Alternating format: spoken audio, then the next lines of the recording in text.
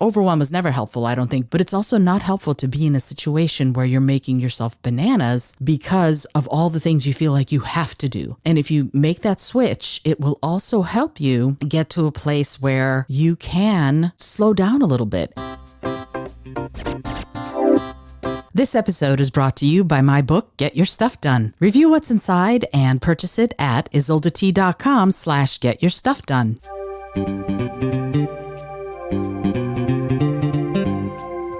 Hello and welcome to the Creative Solutions Podcast. I'm your host, Izolda Trachtenberg. Whether you're writing the first sentence of a book or solving the climate crisis, to get people's attention, you need to tell your story creatively. On the show, I interview peak performers who are coming up with those creative stories and solutions. Through creativity, compassion, and collaboration, they're changing the world. I also bring you ideas and techniques to unlock your potential to do the same. And now, let's get to the show.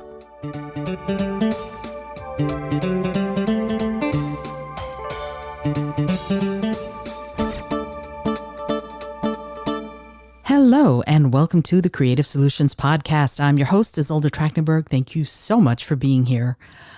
Today, I want to talk about something that is a life changer for many of us when we do it. It certainly has changed the way I do things, and it's a very simple change, but it seems to make a difference in how I live my day, in how I live my life, and in how I do my work. And it is this. We're all faced with to-do lists. You have things you have to get done. You have to mark them done. And I personally love the check mark that goes, yeah, I got this done. And the check mark for the next thing. I love the little app Clear because it lets me check off everything I've done and it feels amazing. But here's the thing. Some of this is, these are the things I have to do and they set me on fire because the stress level skyrockets when I feel like I have a lot of things to do and I don't have the time, the energy, or the spoons to get them all done. You know what I'm talking about? I am sure you do, right? When you're feeling that crunch, when you're feeling like, holy crap, it's monumental. The amount of stuff I have to finish right now, today, is just making me bananas. How do you handle it? Well, if you know me, you know that the very first thing I'm going to do is I'm going to stop and I'm going to breathe. I'm going to take 3 deep breaths to a count of 4, and it's going to be take a breath, 2, 3, 4, hold your breath, 2, 3, 4, exhale out, 2, 3, 4, hold your breath, 2, 3, 4, and do that 3 times, right? Just even those 3 breaths done that way will sort of chill you out. It will let the sympathetic nervous system go away for a bit and the parasympathetic nervous system come to the forefront. And it is interesting when we hear the sympathetic nervous system, we think, oh, sympathy. No. The sympathetic nervous system is actually the one that's aligned with the 3 Fs, the fight, flight, or freeze. That's what the sympathetic nervous system does. So it's not a misnomer, but it's a little misleading, I would say. The parasympathetic nervous system is the one that goes, oh, okay, I'm chilled out, I'm relaxed, and I'm in a peaceful place. And you know what I heard from Dr. Matthew Walker the other day? He was doing an interview on Tim Ferriss's show, which is one of my favorite podcasts to listen to. And he said something that just blew me away. And I'm going off topic for just a second, but it's very important to me as an individual. And that is, he said that you cannot fall asleep if the sympathetic nervous system is awake, right? If it's the one at the forefront, you can't fall asleep. The organism will not relax enough to sleep if you are in if the sympathetic nervous system is in charge. So you need to let go of the sympathetic nervous system and sort of wake up and have the parasympathetic nervous system be at the forefront. Oh, that just killed me because I'm going, oh crap, am I going to get anxious about the fact that I'm in my sympathetic system instead of the parasympathetic? No. And so when I'm trying to fall asleep, that becomes a problem. But anyway, to get back to my original topic, why I'm talking about this is because that mind flip, not sympathetic to parasympathetic, but instead to de-stress so that you can get to the parasympathetic, A, stop and breathe first and foremost, and B, one of the things that you can do for yourself is change one word. Change one word and you will change everything. Instead of looking like at your to-do list like, I have to do this, I have to, I must. Instead, think about it as I get to do this. And just try and reframe that for something you have to do. For me right now, I'm trying to work out how to love doing the dishes. My friend John Cooper has found the zen in that. He knows how to love doing the dishes. He's gotten into that place. And Thich Nhat Hanh talked about it. And I believe the miracle of mindfulness, that for him, doing the dishes, feeling the water running over his hands as he soaped up the plates, was a sacred task. And I'm not there yet. I'm working on it. But it is something that I am trying to do because I want to be present and in the moment all the time. But also, it's not just that. It's because it lets you enjoy everything more, right? If you're thinking of everything you're doing as a gift because you're getting to do it, everything changes, right? I think about it this way. I am alive. I am able. I am mobile. I have resources. I have my intelligence. I have the use of my hands and my legs. I have my heart and my lungs.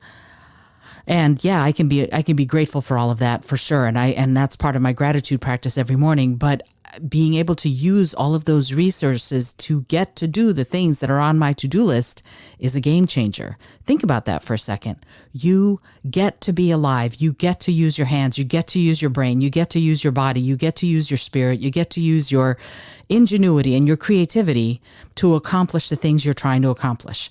Instead of having to do them, that it's a must, that it's a should, switch it around for yourself and start thinking of it as an I get to do this. And it will, maybe not today and maybe not even tomorrow, but over a little bit of time, you're going to start noticing that you're a lot more relaxed because each thing that you are doing becomes a gift. You get to do it rather than going, holy crap, I have so much to do. I'm starting to look at it all as, wow, there's so much I get to do today. I get to really enjoy the day and bring a lot of juice and sizzle into my day, into my life, into my work, because I get to do all of this amazing stuff.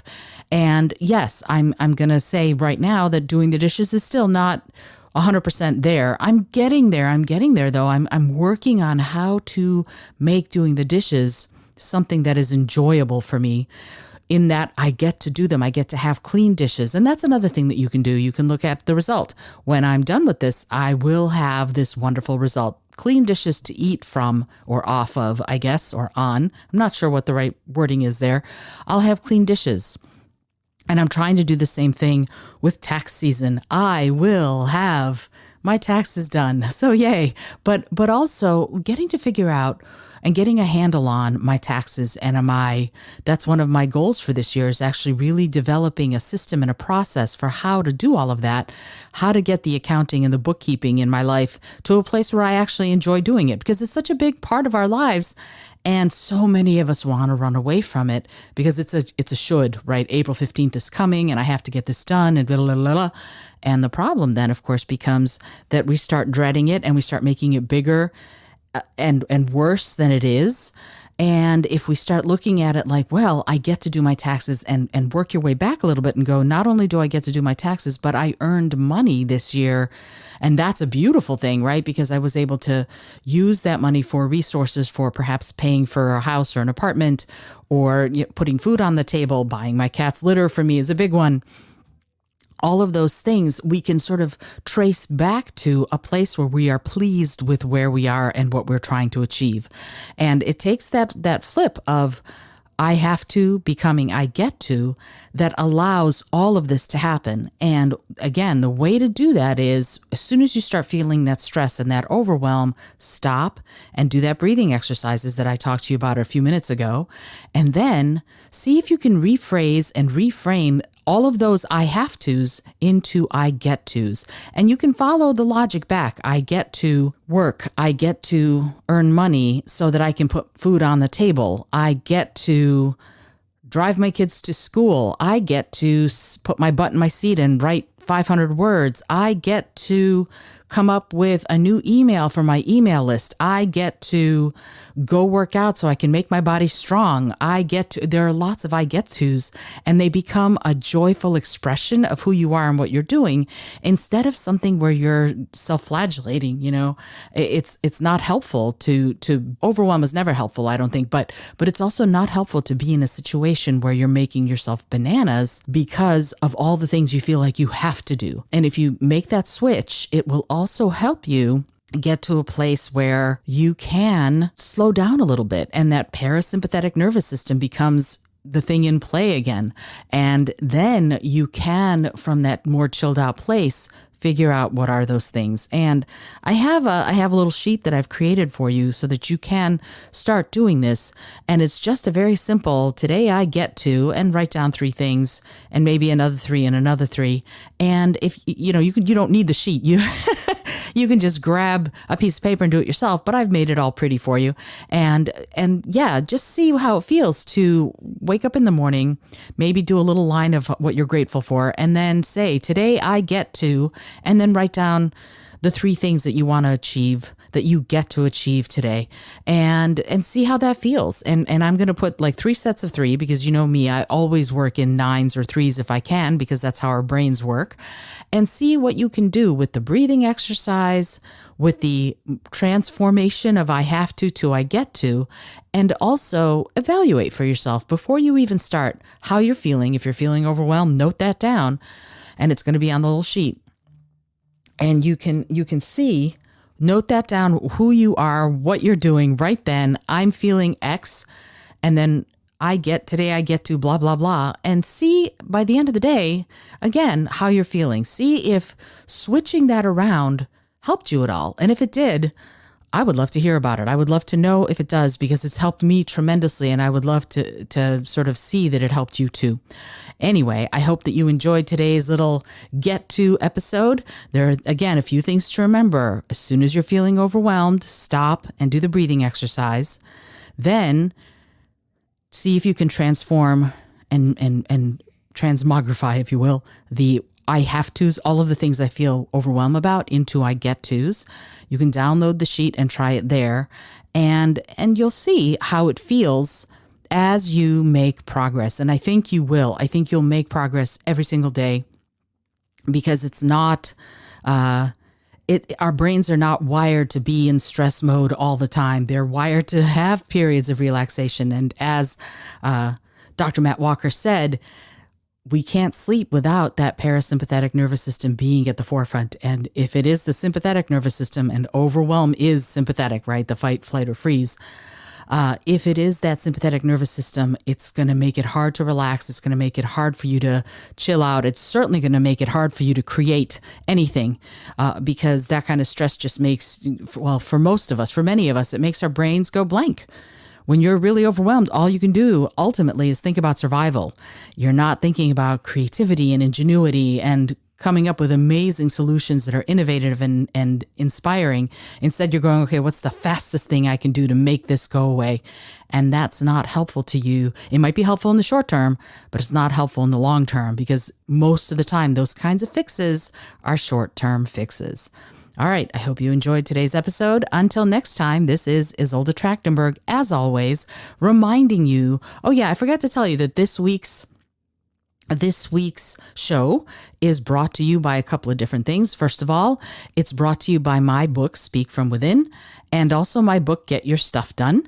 And if you're familiar with Get Your Stuff Done, you probably know that it is a book that is designed around that 3 threes and around gratitude and around dealing with the overwhelm, so that you can see what you need to do and want to do and get to do in a way that feels substantive and good and profoundly relaxing, instead of looking at it from a place of overwhelm and sympathetic nervous system.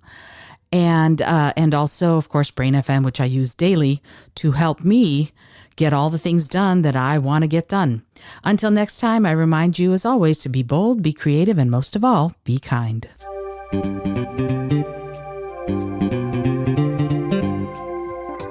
Thank you so much for joining me today. I really appreciate you being here. Please subscribe to the podcast if you're new, and it would mean the world to me if you told a friend about it. Today's episode was produced by Izolda Trachtenberg and is copyright 2023. As always, please remember this is for educational and entertainment purposes only. Past performance does not guarantee future results, although we can always hope. Until next time, keep living what you believe in.